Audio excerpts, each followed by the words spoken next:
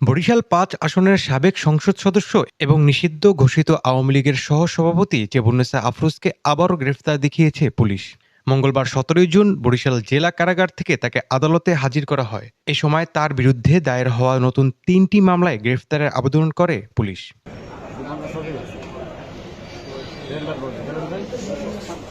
আদালতের বিচারক সবকিছু পর্যালোচনা করে ওই ৩ মামলায় তাকে গ্রেফতার দেখিয়ে পুনরায় কারাগারে পাঠানোর নির্দেশ দেন।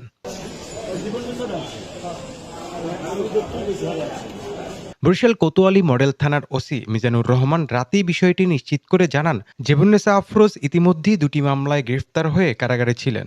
নতুন করে আরও ৩টি মামলায় শোন অ্যারেস্ট দেখানো হয়েছে। এ নিয়ে তার বিরুদ্ধে মোট ৫টি মামলা দায়ের করা হয়, যার মধ্যে হত্যার অভিযোগও রয়েছে। বর্তমানে তিনি বরিশাল কেন্দ্রীয় কারাগারে আটক রয়েছেন।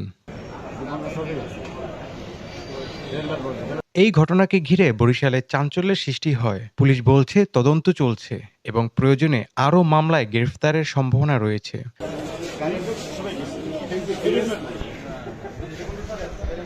বরিশালের রাজনীতির পরিচিত মুখ জেবুন্নেসা আফরোজ। একের পর এক মামলায় গ্রেফতারের ঘটনা এখন পুরো শহরের নজর কেন্দ্র করে রয়েছে এই মামলাগুলোর পরবর্তী অগ্রগতির দিকে। খবর বরিশাল বার্তাকক্ষ।